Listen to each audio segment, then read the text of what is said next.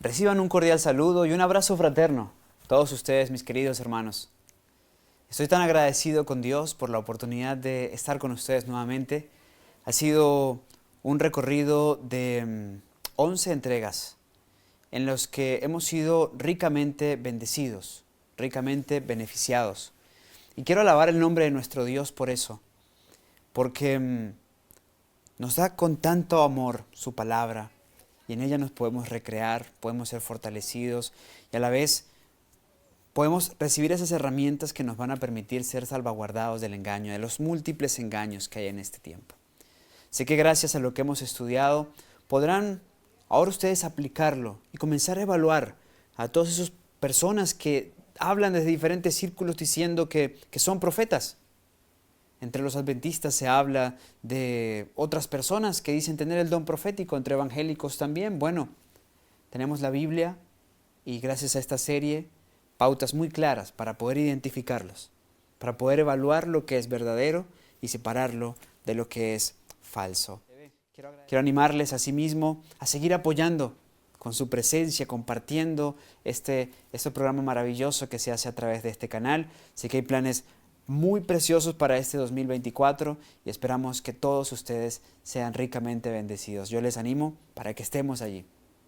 En cuanto a este servidor, hoy estamos llegando a nuestra última entrega, nuestro último capítulo y por ende lo último que verán de mí aquí en este estudio. Sin embargo, tenemos lo siguiente, que es nuestra sección en vivo, nuestra sección live donde estaremos conectados.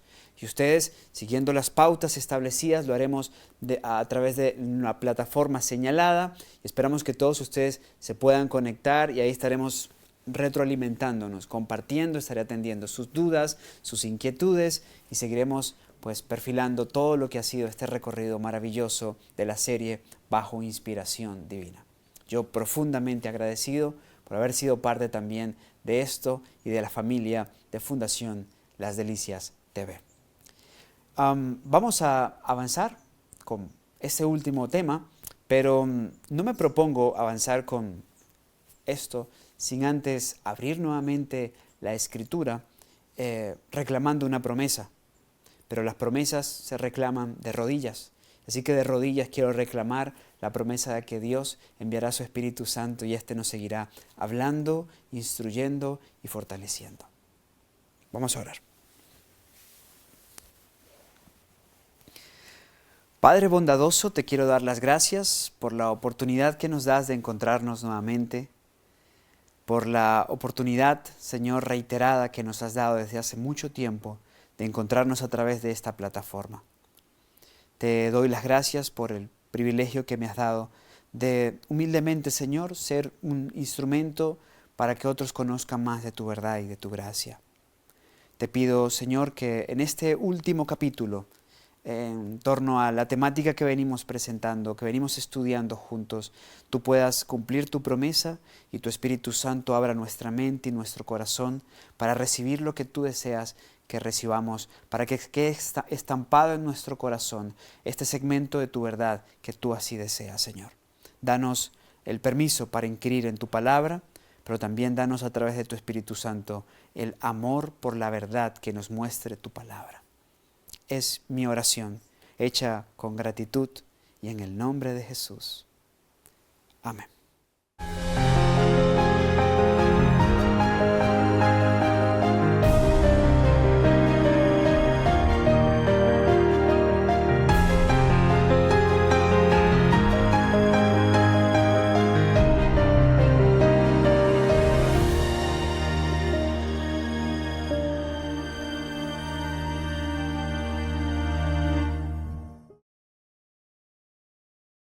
Bien, mis queridos amigos, vamos a avanzar entonces y lo que me propongo desarrollar en este último capítulo, en esta última entrega, es un análisis en torno a la armonía entre el ministerio de Ellen White y la de los otros profetas relevantes que encontramos en la Biblia. Y digo relevantes no porque algunos tengan un espíritu más grande que otro, no es el mismo espíritu, sino relevantes en función de acontecimientos muy particulares que vamos a analizar en esta entrega, haciendo una analogía entre la iglesia fundada en el desierto, la iglesia cristiana y la iglesia adventista del séptimo día, la iglesia del tiempo del fin. Entonces, 3 iglesias con vocación profética. Será parte de lo que estaremos viendo y cómo incidieron los profetas de esos marcos, de ese entorno en el desarrollo de estas iglesias. Para eso, por supuesto, estaremos utilizando bastante la Biblia y espero que estén ahí ustedes conectados también conmigo, revisando en la Sagrada Escritura. Bueno, empecemos porque hay buen camino por recorrer. Quiero comentar lo siguiente. Primero, bíblicamente, por las profecías, por los elementos que se desarrollan en la Escritura, nosotros podemos hablar con claridad de 3 grandes iglesias denominacionales. Ahora, la iglesia de Dios es una desde el principio y está constituida por los fieles de Dios, los fieles de Dios. Bien, aquellos que siempre han luchado para vindicar su carácter, honrando su ley. Pero en la historia podemos segmentarlas en 3 denominaciones. ¿Sí? La primera de ellas en el desierto. La iglesia que fue fundada por Dios a través de Moisés, un profeta que incidió significativamente en eso y que se fundó en un marco muy particular porque fue una iglesia que se formó en el marco de un chasco. Ya verán cuál chasco. Pero a la vez también podemos, gracias a la Escritura, ver la incidencia del don profético en el desarrollo de esa iglesia. Si vamos al libro de Génesis en el capítulo 15, versículos 13 al 14, veremos que esa iglesia nació con una profecía, nació con el cumplimiento de una profecía. Y se encuentra en Génesis 15, versículos 13 y 14. Génesis 15, versículos 13 y 14. Nos dice la palabra de Dios. Entonces Jehová dijo a Abraham, ten por cierto que tu descendencia morará en tierra ajena y será esclava allí, y será oprimida 400 años. Mas también a la nación a la cual servirán juzgaré yo, y después de esto saldrán con gran riqueza. Bueno, esto es una profecía. Dios le dice a Abraham, tu descendencia morará en tierra ajena y será esclava allí. De hecho, allí va a ser oprimida 400 años. Esta profecía vale la pena estudiarla con amplitud. No es nuestro punto central, pero menciono los elementos. Esa tierra ajena era Egipto, donde fue esclava. Éxodo 20 nos dice, yo soy Jehová tu Dios, que te saqué de tierra de Egipto, de casa de servidumbre.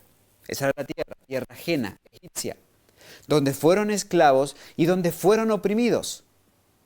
No por 400 años literalmente ellos en Egipto, pero sí 400 años si comenzamos a datar la opresión desde el tiempo de Isaac, Ismael, desde los hijos de Abraham en adelante.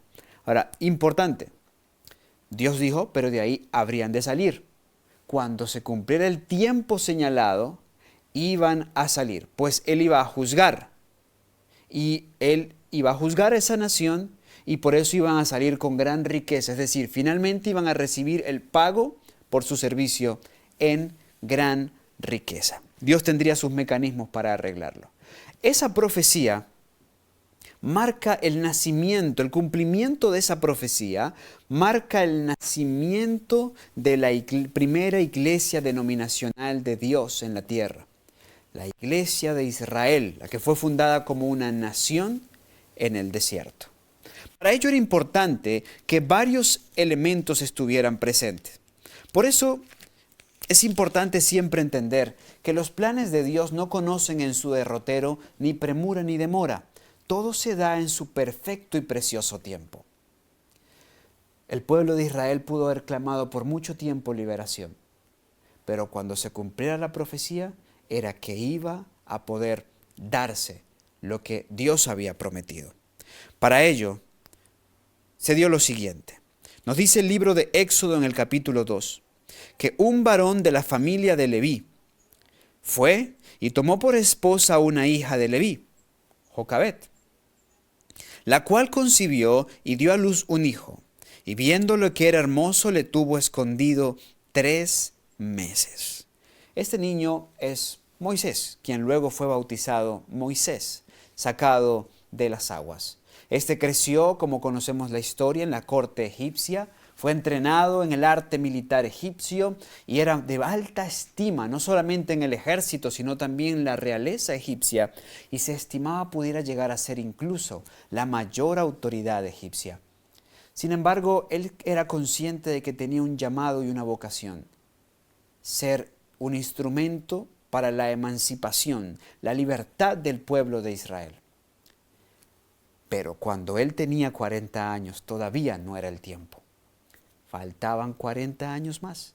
Y una situación en la cual él responde de manera iracunda, asesinando a un egipcio, lo termina llevando al exilio, en donde no se dio cuenta fueron pasando los años hasta que llegó el tiempo oportuno para la liberación del pueblo. Y ahora él, estando constituido como profeta, estando constituido no solamente como profeta, sino como un siervo de Dios y ahora en el carácter de Dios, se dispuso a cumplir la gran misión de su vida. ¿Sabemos que Moisés era profeta? Claro. Miren lo que nos dice el libro de Deuteronomio. Deuteronomio en el capítulo número 18. Deuteronomio en el capítulo 18.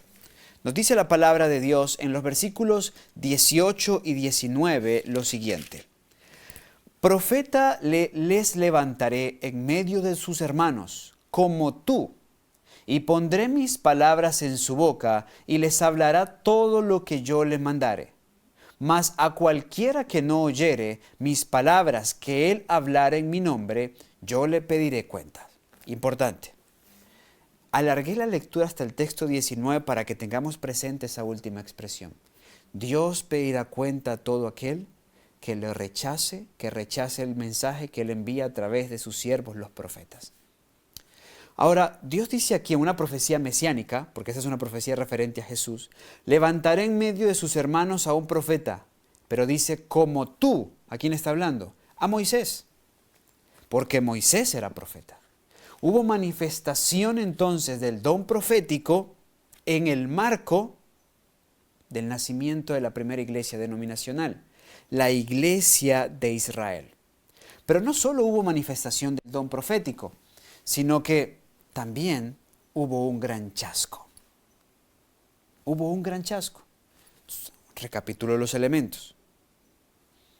Había una profecía de tiempo que se cumplía, en este caso, 400 años. Había también la manifestación del don profético, en este caso, Moisés, y no solo Moisés. Éxodo 15 nos dice que Miriam también era profeta, era profetisa, la hermana de Moisés. Pero también había chasco. ¿Y cuál fue el chasco de los que salieron de Egipto? Que pensaban que iban a llegar en pocos días, quizás 40, a la Canaán prometida. Pero tuvieron que experimentar el chasco del desierto. Sí, donde Dios les sostuvo, y como nos dice el libro de Deuteronomio, haciendo énfasis muy particular en esto, nos deja ver que Dios los sacó al desierto para probar su corazón, para ver qué había en ellos y si habrían de obedecer. Dios los probó, para eso son los chascos, para probar, para separar lo que es de lo que no es. Fueron chasqueados, interesante, pero fue clave el profeta, para animarlos, para consolarlos, para mostrarles el camino. en la constitución de esa iglesia naciente, de esa iglesia emergente, y para que siempre mantuvieran presente su propósito. A pesar de que lo rechazaran, a pesar de que le criticaran, a pesar de que lo cuestionaran, porque a veces cuestionaban y decían, vea, ¿será que de verdad es Moisés el siervo de Dios y Aarón su ayudante? ¿No será que nos están engañando estos ahí? ¿Sí? Varios incidentes hubieron en cuanto a eso. Una vez incluso Dios tuvo que probarlos, darles una demostración a través de unas varas. Nos te cuenta Números 10, para demostrar quién era su siervo. Y dice el Señor, para que dejaran de hablar de Moisés y de Aarón su siervo. Bueno, todos estos elementos estuvieron implícitos en el desarrollo de la primera iglesia denominacional. Pero esa iglesia denominacional se extendió por varios siglos. Y una profecía de tiempo marcó su final y el inicio de la siguiente iglesia. ¿Cuál fue esa profecía de tiempo? Daniel capítulo 9, versículos 24 al 27 nos presenta una pequeña parte de la profecía que se estaba cumpliendo, de la profecía de las 2300 tardes y mañanas. Daniel 9 en realidad nos muestra, es la primera parte de la profecía de las 2300 tardes y mañanas, que era una profecía que se estaba cumpliendo en los días de Jesús. Ahora, esa profecía, por cierto, nos dice la Escritura lo siguiente: 70 semanas están determinadas sobre tu pueblo y sobre tu santa ciudad, para terminar la prevaricación y poner fin al pecado y expiar la iniquidad, para traer la justicia perdurable y sellar la visión y la profecía y ungir al santo de los santos. Sabe pues y entiende que desde la salida de la orden para restaurar y edificar a Jerusalén hasta el Mesías príncipe habrá 7 semanas y 62 semanas se volverá a edificar la plaza y el muro en tiempos angustiosos. Y después de las 62 semanas se quitará la vida al Mesías, mas no por sí. Y el pueblo de un príncipe que ha de venir destruirá la ciudad y el santuario, y su fin será con inundación, y hasta el fin de la guerra durarán las devastaciones. Y por otra semana confirmará el pacto con muchos, y a la mitad de la semana se hará cesar el sacrificio y la ofrenda. Noten, esta profecía, que por cierto, he estudiado con varios judíos la Escritura. Hemos hecho diferentes estudios bíblicos y les puedo decir, este es un segmento que le huyen, que lo prohíben, Isaías 53. ¿Por qué? Porque muestra muy claramente el tiempo. Como ellos manejan muy bien los principios de interpretación bíblica día por año, se entiende muy bien el tiempo cuando habría de manifestarse el Mesías. Y todo esto calza perfectamente con Jesús. El momento de su bautismo, el momento de su sacrificio, y el momento donde terminan las 70 semanas, que como dice el versículo 24, eran las que estaban determinadas sobre el pueblo de Israel. Porque al final de esas 70 semanas se confirmaría el pacto con muchos, era el nacimiento de una nueva iglesia. Una profecía entonces marcó el inicio de la primera iglesia denominacional. Una profecía marcó también el inicio de la segunda iglesia denominacional, la iglesia apostólica cristiana. Ahora, nótese, así como una profecía de tiempo también está implícita aquí, el don de profecía también lo está. Claro. Recuerden que venimos, para el inicio del Nuevo Testamento, venimos de lo que se llama del silencio intertestamentario. Es un periodo donde no hubo manifestación del don profético. Detalle curioso. Silencio profético. Silencio intertestamentario. Desde el último profeta del Antiguo Testamento hasta el próximo del Nuevo Testamento. ¿Que es quién? Juan el Bautista. Qué interesante. Con Juan el Bautista se marca el retorno del don profético y nos dice el Evangelio de Mateo, en el capítulo 3, lo que pasaba con Juan el Bautista, quien estaba dando evidencia del retorno del don profético. Mateo 3 nos dice así: en aquellos días vino Juan el Bautista predicando en el desierto, diciendo: arrepentíos porque el reino de los cielos se ha acercado. Y luego cita al profeta Isaías, porque este es aquel de quien habló el profeta Isaías diciendo: voz que clama en el desierto, preparad el camino del Señor, enderezad sus sendas. Vean, Juan llega y dice, esto es el cumplimiento de la profecía. Ha regresado el don profético, lo dicho por Isaías, lo dicho por Malaquías, se está cumpliendo. Por eso les digo, arrepiéntanse, porque el reino de los cielos se ha acercado. Está marcando el cumplimiento de la profecía. Claro, por eso el reino de la gracia se había acercado, porque la profecía que anunciaba la aparición del Mesías estaba por cumplirse. ¿Qué profecía? La de las 70 semanas. Y en el marco del cumplimiento profético surge el don de profecía. ¿Qué elemento nos falta? Tenemos profecía de tiempo, tenemos el don profético. Bueno, nos hace falta, por cierto, un profeta que fue aceptado por unos, rechazado por otros, perseguido, en fin. ¿Qué elemento nos hace falta? Ya, nos hace falta el chasco. ¿Cuál fue el gran chasco para esa iglesia emergente?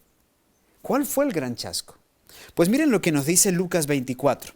Lucas 24 presenta un pequeño ejemplo de lo que fue el gran chasco de la iglesia emergente. Nos dice la palabra de Dios lo siguiente. Jesús iba con unos caminantes a Emaús. Y dice la escritura así. He aquí, versículo 13 de Lucas 24. He aquí, el mismo día, dos de ellos iban a una aldea llamada Emaús, que estaba como a 60 estadios de Jerusalén. Y conversaban entre sí de todas estas cosas que habían acontecido. Y sucedió que mientras conversaban y discutían entre sí, Jesús mismo se acercó y caminó con ellos. Mas los ojos de ellos estaban embargados para que no le conociesen. Y les dijo: ¿qué pláticas son estas que tenéis entre vosotros mientras camináis y estáis tristes? Y respondiendo uno de ellos, que se llamaba Cleofas, dijo: ¿eres tú solo un forastero en Jerusalén y no has sabido las cosas que en ella han acontecido estos días? Entonces él les dijo: ¿qué cosas? Y ellos le dijeron: de Jesús Nazareno, que fue varón profeta, poderoso en obra y en palabra delante de Dios y de todo el pueblo, y cómo los príncipes de los sacerdotes y nuestros magistrados le entregaron a condenación de muerte y le crucificaron. Pero nosotros esperábamos que Él era el que había de redimir a Israel. Y además de todo esto, hoy es el tercer día que estas cosas acontecieron.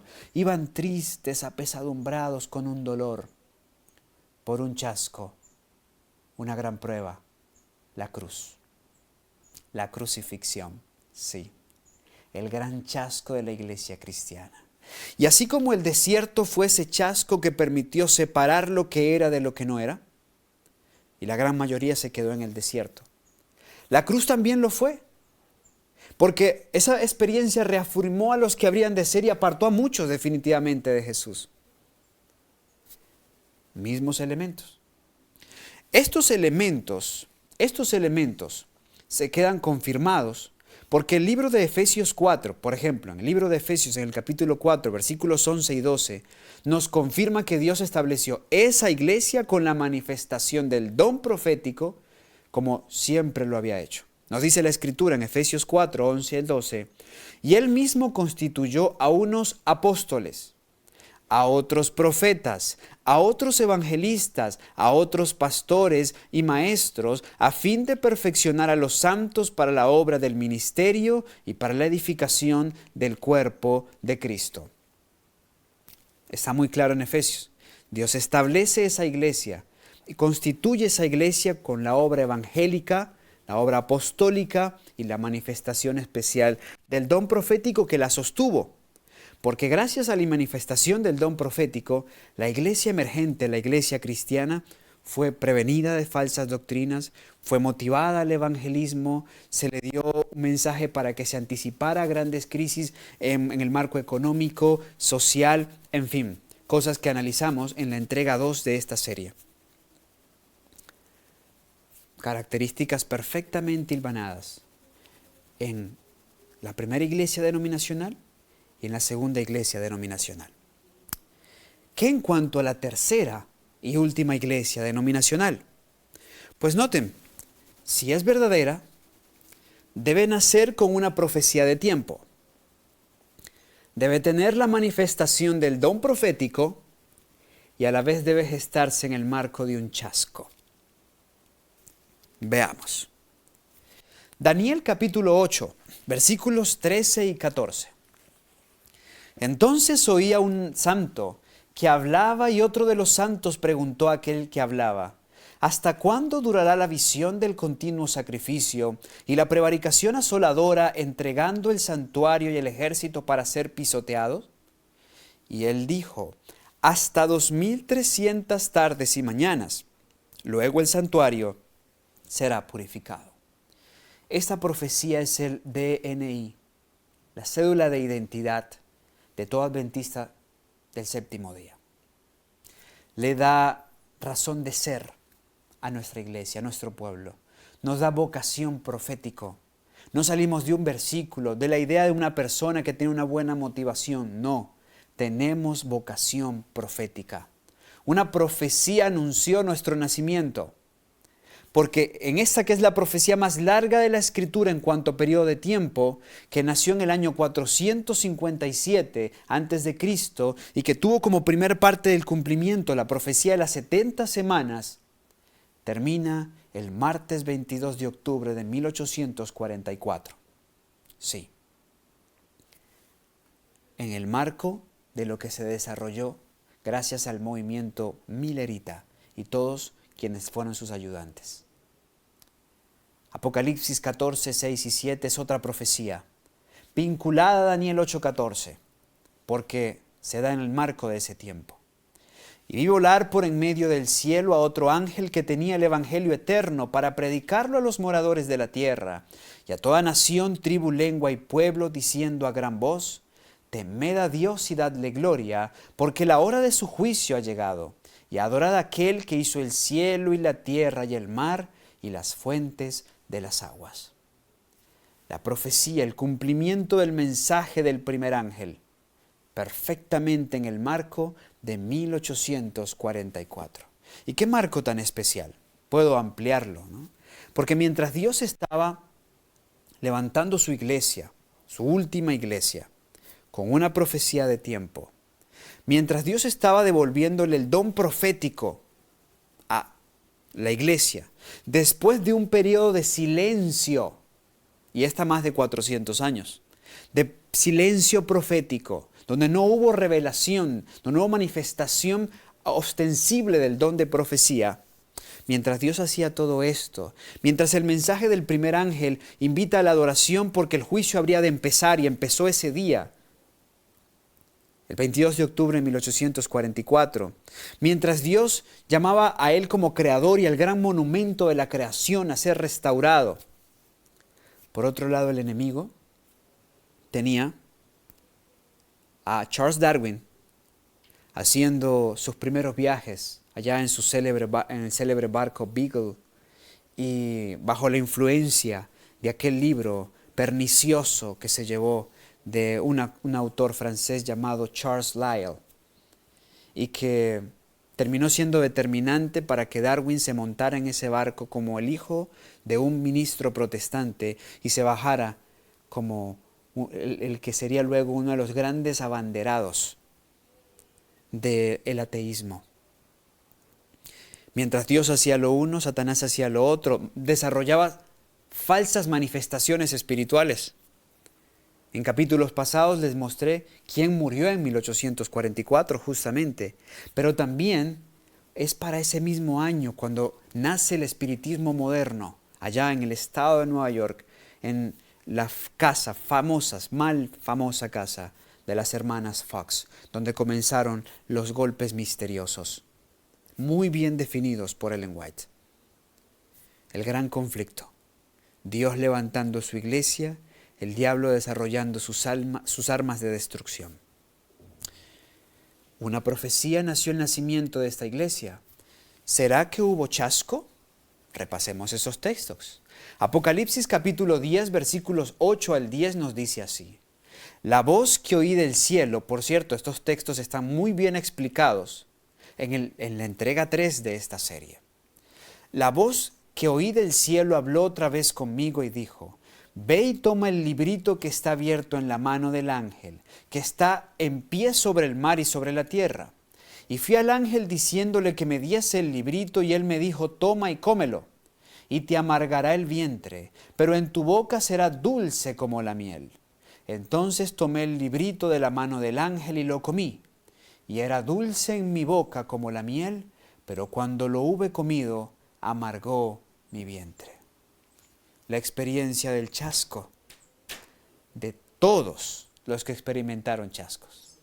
Inicialmente dulce, salimos de Egipto, vimos el mar rojo abrirse, cantamos el cántico de liberación, el cántico de Moisés. La dulce experiencia de haber escuchado a Jesús, caminado con Jesús y visto las maravillas de Jesús.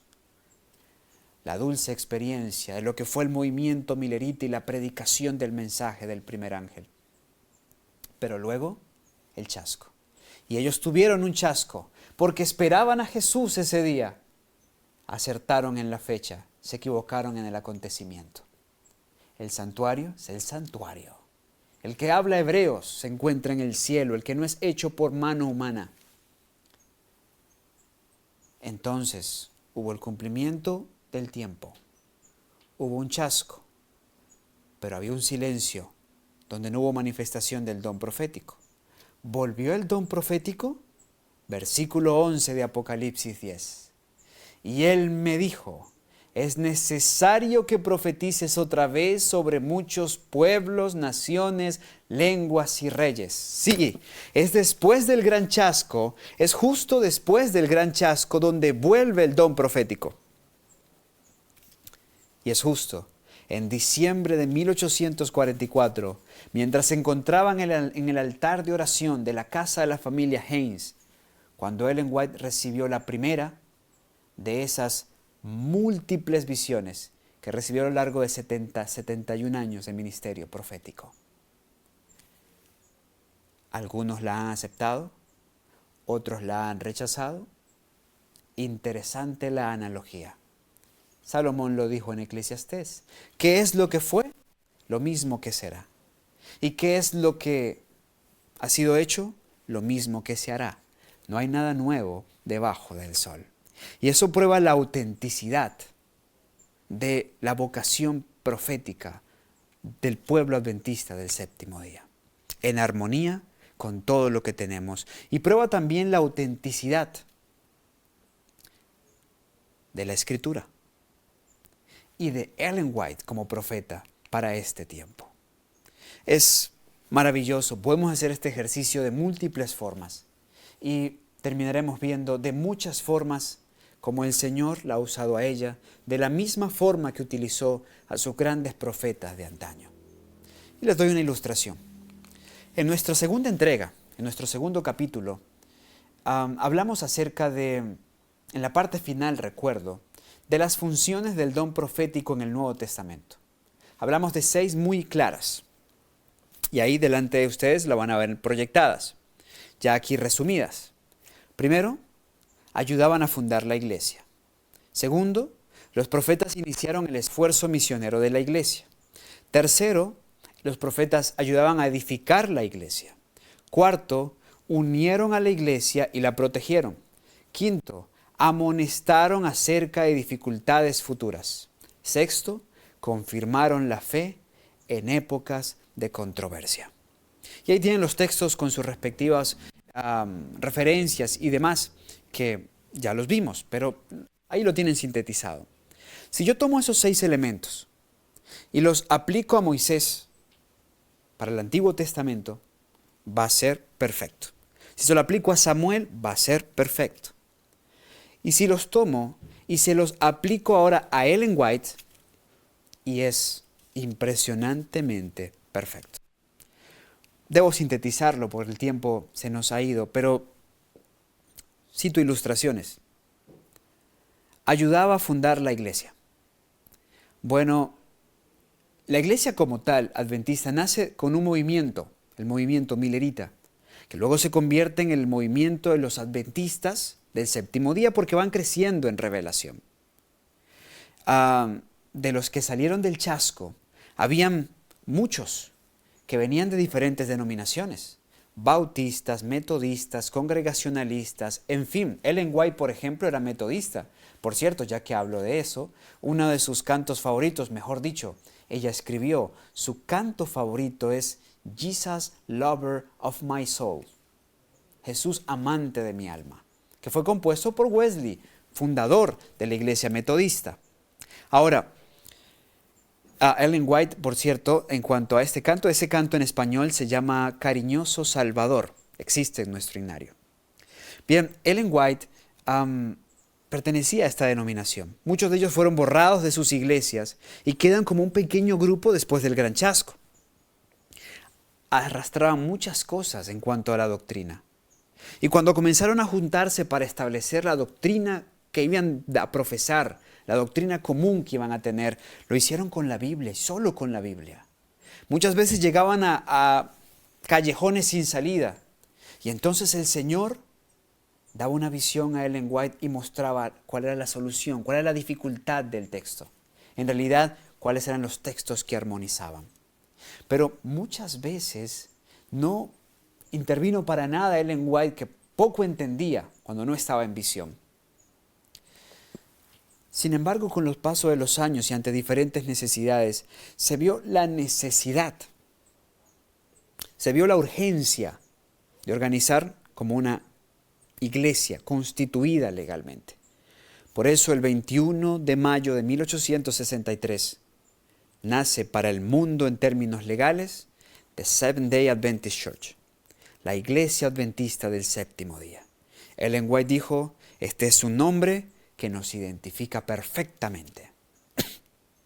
Creemos en el advenimiento de Jesús y honramos la ley de Dios, particularmente ese mandamiento que los demás han querido hacer a un lado, la observancia del día sábado.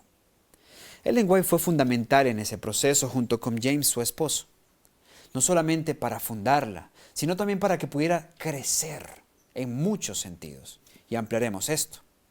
Pero el segundo propósito o la segunda función del don profético en el Nuevo Testamento era que los profetas iniciaron el esfuerzo misionero de la iglesia.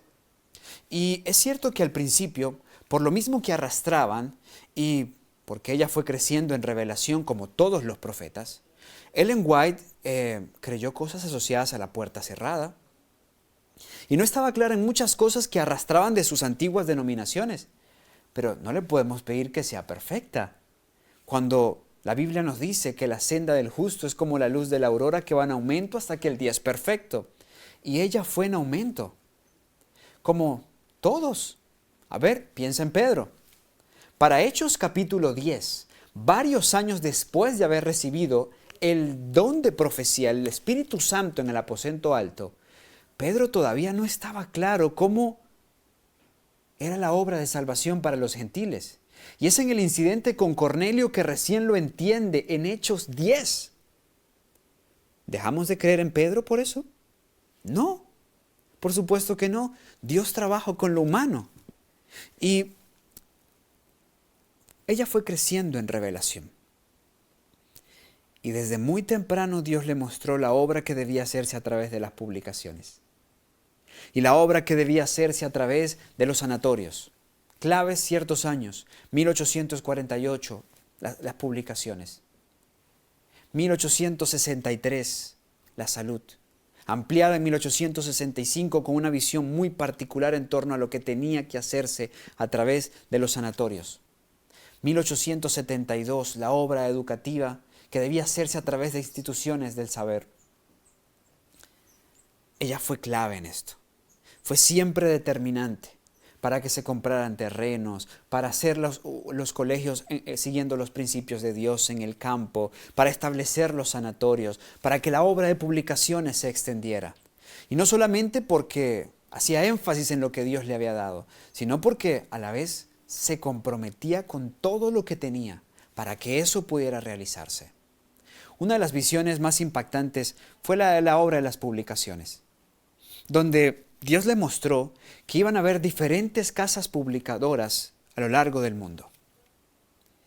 Cuando James White le preguntó si recordaba algún lugar en especial, ella dijo: solo recuerdo Australia.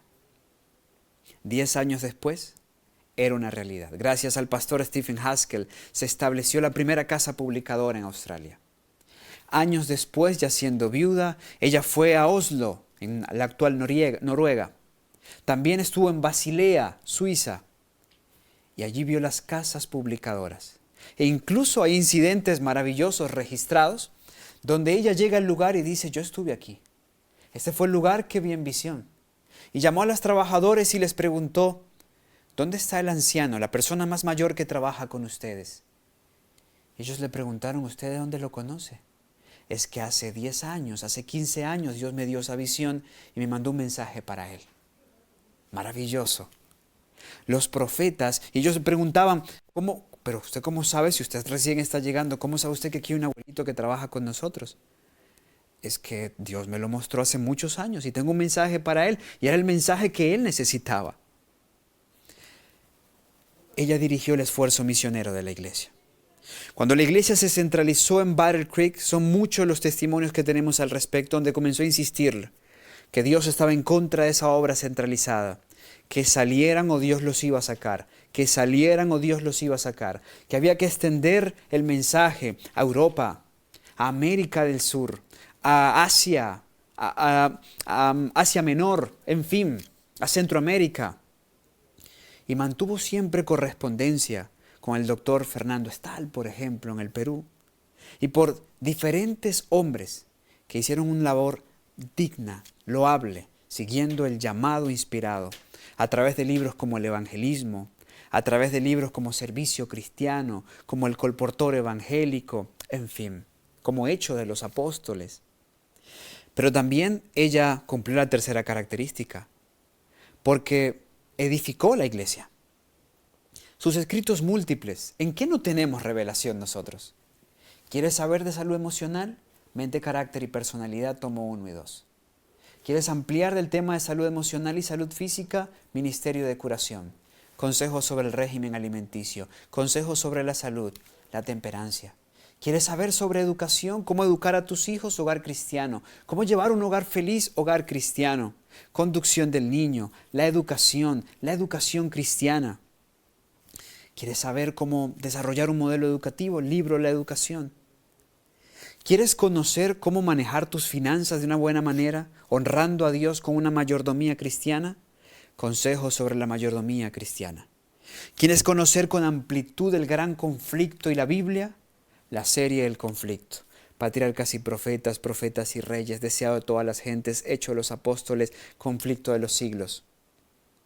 ¿Quieres entender las parábolas de Jesús, palabras de vida del gran maestro? ¿Quieres recrearte en el discurso del monte, discurso maestro de Jesucristo? Eso es trabajar para edificar la iglesia de manera integral, físico, mental, espiritual. No hay nada que Dios haya dejado por fuera. Bendito sea nuestro Dios. Pero ella también trabajó en la unidad de la iglesia y la protegió. Son múltiples las cartas cuando le escribí a hermanos que les decía: usted está usando mis escritos para decir que la iglesia adventista del séptimo día es Babilonia. Escribió: eso es falso, eso es mentira. Cuando la gran crisis de la apostasía alfa, dirigida por John Harvey Kellogg, se desarrolló, ella fue tajante, firme, en que no se publicara el libro del Living Temple, en que guardaran distancias porque él se había convertido en un instrumento en las manos de Satanás. Advirtió con mucho fervor y siempre llamó a la unidad en el vínculo perfecto de la fe. Pero también tenemos muchos testimonios en cuanto a cómo ella advirtió acerca de dificultades futuras. Por ejemplo, después del mensaje de 1888 con Waggoner y Jones, pocos años después ella escribió que temía que ambos se iban a apartar. Pero que eso no era una evidencia de que el mensaje predicado era falso. Otras veces advirtió en cuanto a diferentes problemas que iban a tener. Si perseguían en un lugar, si seguían con una actitud, si seguían descuidando tal cosa, de lo que iba a pasar en tal parte, lo que iba a pasar en tal otro lugar. Muchos de esos lo hemos visto a lo largo de toda la serie. Perfectamente como lo hicieron los profetas del Nuevo Testamento. Y el último, confirmó la fe en épocas de controversia. Siempre hubieron grandes puntos de controversia. En el desarrollo de la apostasía alfa, cuando la iglesia se encontraba en su proceso de reorganización bajo la dirección del pastor Daniels, en el marco del Congreso de Minneapolis en 1888, siempre tuvo la sabiduría divina para ponerse del lado correcto y equilibrar todo lo que debía equilibrarse, para que la iglesia de Dios no sufriera pérdida y antes siguiera creciendo. Todas las características de los profetas de antaño también lo cumplió Ellen White en el marco de la iglesia del tiempo final. ¿Te quedan dudas?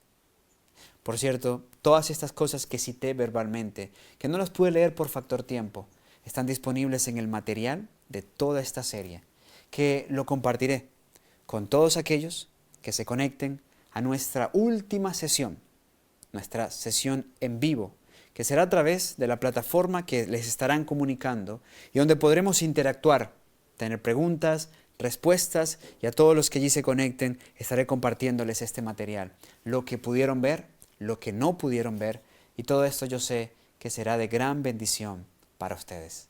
También en esa última sesión les contaré múltiples historias, no solamente entretenidas, que nos reafirmarán en Ellen White, la mensajera del Señor, la profeta para este tiempo final.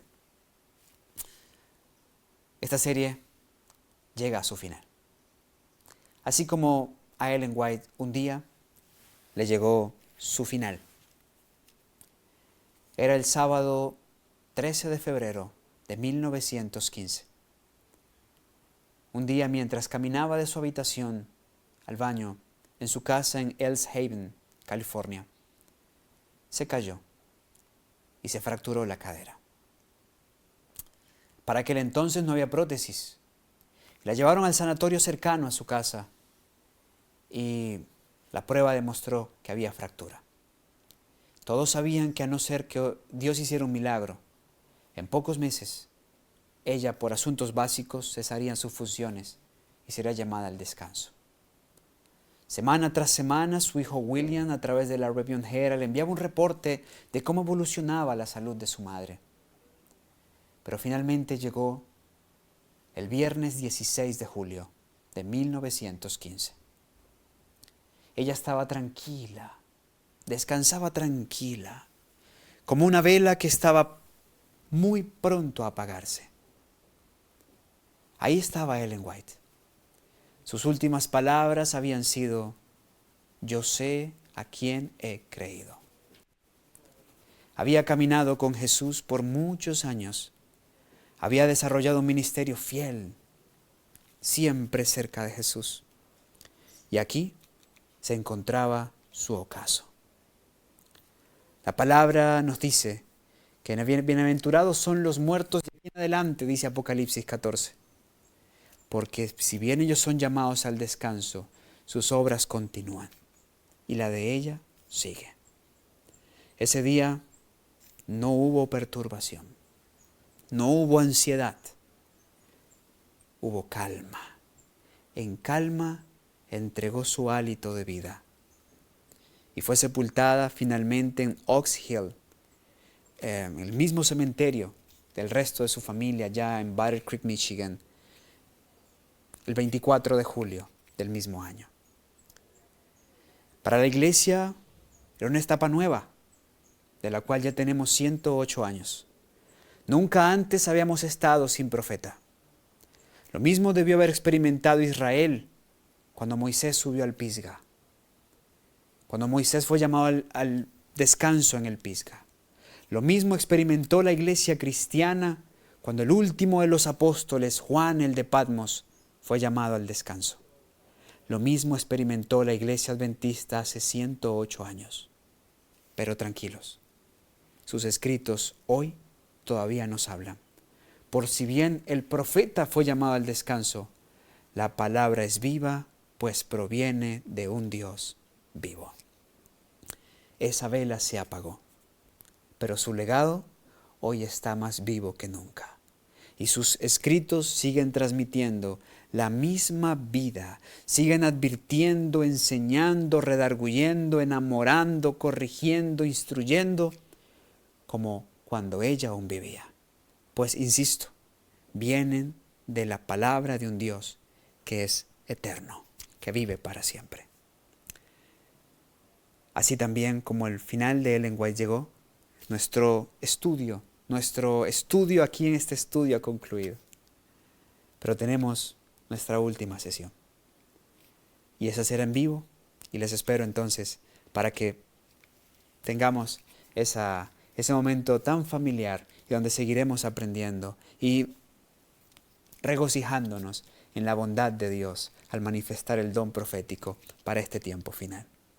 Dios te bendiga. Espero que todo esto que hemos estudiado hasta aquí te haya sido de gran bendición para ti. Espero que todo esto que el Señor te ha dado te sea de utilidad para que puedas descansar en la manifestación del don profético a lo largo de todas las edades. Y con seguridad te digo que si es así, que si crees a sus profetas, serás preservado. Las características del pueblo de Dios de este tiempo es clara. Guardan los mandamientos de Dios y tienen el testimonio de Jesús. Bienaventurados somos, porque lo conocemos. Bienaventurados somos porque está a nuestro alcance y por la gracia de Dios puede ser vida en nuestra vida. Vamos a orar.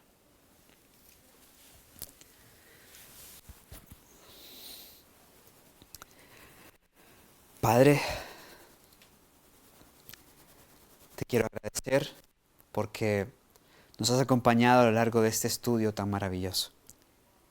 Creo que nos has enseñado y hay mucho más que te propones seguirnos enseñando a todos los que como bereanos sigamos estudiando, indagando, conociendo con sinceridad, Señor, a medida que lo busquemos en tu palabra. Te agradezco por eso, Señor. Sé que este material va a llegar a muchas personas, a muchos adventistas que se han apartado de los testimonios y se han introducido en una senda peligrosa.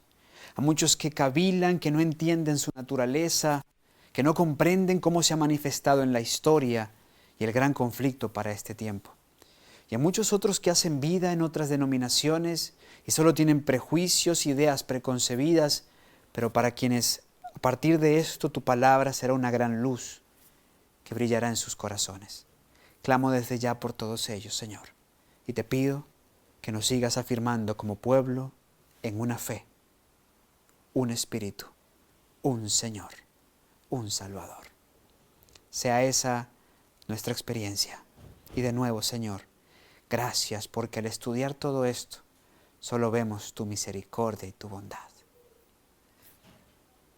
Despedimos este estudio en este marco, en el nombre y agradecidos con Jesús, nuestro Salvador. Amén.